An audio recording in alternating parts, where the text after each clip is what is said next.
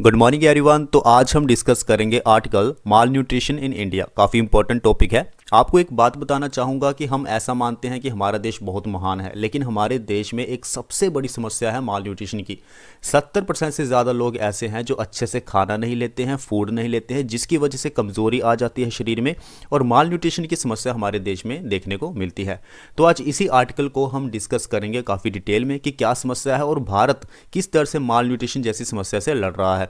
So India grapples with a profound challenge posed by malnutrition, intricately linked to the complex interplay of social, economic and culture factors across the nation। हम ऐसा नहीं कह सकते कि आर्थिक समस्या की वजह से लोग जो है वो अपना खाना नहीं लेते हैं, एनर्जी को कंज्यूम नहीं करते हैं, जिसकी वजह से कमज़ोरी आ जाती है।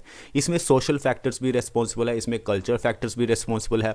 फॉर एग्जाम्पल आपने देखा होगा कि हमारे देश में जेंडर इनइक्वालिटी है, ठीक है, लड़का और लड़की के बीच में भेदभाव किया जाता है। तो मैक्सिमम जो पेरेंट्स होते हैं, जो माता पिता होते हैं, वो ज़्यादा से ज़्यादा अच्छी चीज़ें किसे देना चाहते हैं? अपने बच्चे को, अपने बेटे को देना चाहते हैं, और सेकंड प्रेफरेंस होती है उनकी डॉटर। तो ये सब कल्चरल फैक्टर्स भी है जो कि माल न्यूट्रिशन की समस्या को भारत में पैदा करते हैं।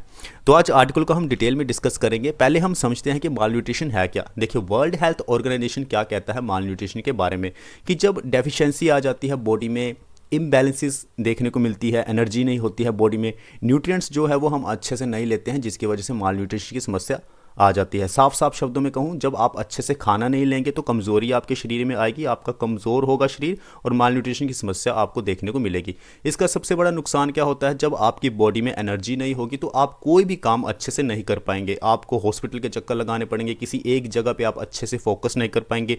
अगर आप एजुकेशन करते हैं, स्टूडेंट हैं, तो आप फोकस नहीं कर पाएंगे अपनी स्टडीज़ में। अगर आप वर्किंग है तो आप काम नहीं कर पाएंगे ऑफिस में। तो ये सारी समस्या माल न्यूट्रिशन की वजह से हो जाती है।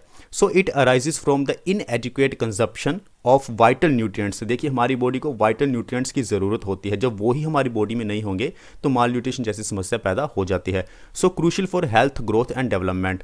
न्यूट्रिएंट्स जो होते हैं वो हमारी हेल्थ के लिए, ग्रोथ के लिए और हमारी ओवरऑल डेवलपमेंट के लिए सबसे ज़्यादा ज़रूरी होते हैं। अगर उनको कंज्यूम नहीं करेंगे तो माल न्यूट्रिशन की समस्या आ जाएगी।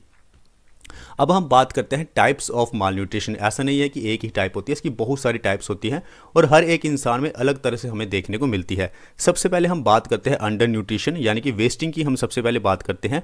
लो वेट फॉर हाइट, हाइट के हिसाब से आपका जो वेट है वो सही नहीं है।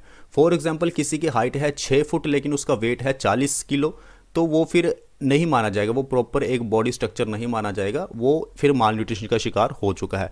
आपने अगर कभी आर्मी की भर्ती दी होगी या कि पुलिस की अगर आपने भर्ती दी होगी तो आपने उसमें देखा होगा कि उसमें प्रॉपर बताया होता है कि इस हाइट के हिसाब से हमें इतना वेट चाहिए।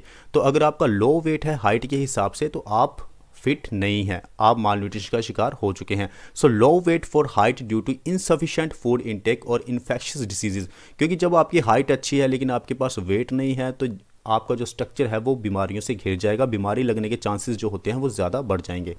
उसके बाद हमारे पास आता है स्टंटिंग, यानी कि लो हाइट। आपकी हाइट नहीं है एज के हिसाब से, आप मान लीजिए 18 साल के हैं लेकिन आपकी हाइट है, अगर आप मेल हैं, मैं मेल की बात कर रहा हूँ, अगर आपकी हाइट 4 फुट है और आप 18 साल के हो चुके हैं तो ये भी स्टंटिंग का शिकार माना जाएगा। Primarily resulting from the calorie deficiency. Calorie क्या है? यूनिट ऑफ एनर्जी है। अगर आप एनर्जी नहीं होगी आपकी बॉडी में तो आपकी ओवरऑल डेवलपमेंट नहीं होगी। उसके बाद हमारे पास आता है underweight, children with low weight for age. Age के हिसाब से आपका वेट नहीं है। अगर कोई बच्चा है 13 साल का है, 14 साल का है, लेकिन उसका वेट अच्छा नहीं है, 30 है, 35 किलो वेट है या 40 किलो वेट है, तो वो भी अंडरवेट जैसी समस्या हो जाती है। इंडिकेटिव ऑफ स्टंटिंग, वेस्टिंग और बोथ, ये सारी समस्याएं अंडरवेट में देखने को मिलती हैं। उसके बाद हमारे पास आता है माइक्रो न्यूट्रिएंट रिलेटेड मैल न्यूट्रिशन। देखिए, अब हमारा जो लाइफस्टाइल है वो एक सीडेंट्री लाइफस्टाइल हो गया है। ज़्यादातर हम कैसा काम करते हैं? सिटिंग का काम करते हैं। हर कोई अपने लैपटॉप में बैठा होता है, मोबाइल फ़ोन लेके बैठा होता है। ऑफिस में भी आप बैठेंगे, काम करेंगे। अगर आप पुलिस में है, आर्मी है तो बात अलग है, आपकी बॉडी ठीक रहेगी। लेकिन जब आप ऑफिस वर्क करते हैं तो सारा दिन आप बैठे रहते हैं, फिर आप जंक फूड को कंज्यूम करते हैं। हमारा जो खाने पीने का लाइफस्टाइल है वो भी चेंज हो चुका है। तो उसकी वजह से भी, माइक्रो न्यूट्रिएंट की वजह से भी माल न्यूट्रिशन जैसी समस्या हमें देखने को मिलती है। विटामिन ए की कमी, आयरन की कमी, आयोडीन डेफिशिएंसीज हो जाती है, ओबेसिटी हो जाती है। किसकी वजह से? Resulting from the excessive calorie intake and sedentary life styles. उसके बाद हम बात करते हैं diet related non communicable diseases. अब हम कुछ ऐसी डाइट ले लेते हैं जैसे कि जंक फूड हमने ले लिया तो हमें कार्डियोवास्कुलर डिसीज़ होने के चांसेस बहुत ज़्यादा होते हैं। For example heart attack, high blood pressure, stroke, heart failure, ये सारी समस्याएं हमें देखने को मिलती हैं जिसे हम नॉन कम्युनिकेबल डिसीजेज भी कहते हैं। भारत की अगर हम बात करें, malnutrition persist across various age groups. ऐसा नहीं है कि सिर्फ चिल्ड्रन में या जो जवान लोग हैं उनमें ये सब समस्या देखने को मिल रही है, बूढ़े जो भी हैं सब में ये हर एक एज ग्रुप में भारत में माल न्यूट्रिशन की समस्या देखने को मिल रही है। नेशनल फैमिली हेल्थ सर्वे 5 के जो भी रिपोर्ट आई थी उससे। So consequences of malnutrition, health implication include the stunted growth, weakened immunity and micronutrient deficiencies. अगर किसी देश के बच्चे हैं या जो लोग हैं वो अगर स्वस्थ नहीं रहेंगे तो इससे सरकार का भी नुकसान होता है। सरकार जो है वो हॉस्पिटल पे ज़्यादा खर्चा करेगी जिसका कोई प्रोडक्टिव वर्क नहीं होता, जो दवाइयाँ होती हैं उनके ऊपर ज़्यादा खर्च करेगी, उसका कोई फ़ायदा नहीं होगा, तो सरकार के ऊपर भी बर्डन पड़ता है। इसलिए जो फिट इंडिया कैंपेन है वो हमने चलाया है कि हर एक बच्चा जो भी है, बूढ़ा जवान, हर कोई फिट रहे।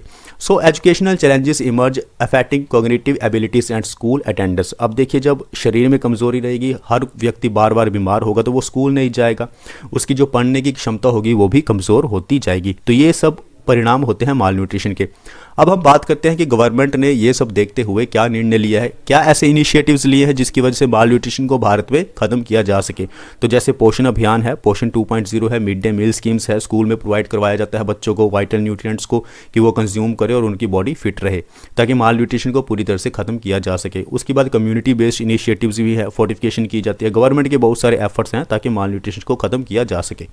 कंक्लूजन की अगर हम बात करें तो देखिए, सस्टेनेबल डेवलपमेंट गोल है 2 जो बात करता है पॉपुलेशन की हेल्थ की। तो इंडिया कमिटेड है, India's commitment to achieving the sustainable development goal 2 necessitates prioritising the population health. तो भारत भी जल्द से जल्द कोशिश कर रहा है कि जो हेल्थ है उसे सुधारा जाए अपने लोगों में, इसलिए हमने फिट इंडिया कैंपेन चलाया है, लोगों को बताया है कि आप खाएं। फिर गवर्नमेंट अपने इनिशिएटिव्स के थ्रू, जैसे पीडीपी है, ठीक है, पब्लिक के लिए, तो वहाँ पे भी फोर्टिफिकेशन फूड प्रोवाइड करवाती है ताकि लोग फिट रहें। तो ये सारी चीज़ें आज हमने माल न्यूट्रिशन के बारे में डिस्कस किया। आज का आर्टिकल था हमारा malnutrition in India. I hope so आपने एंजॉय किया होगा। मिलते हैं नेक्स्ट वीडियो में। Thank you very much.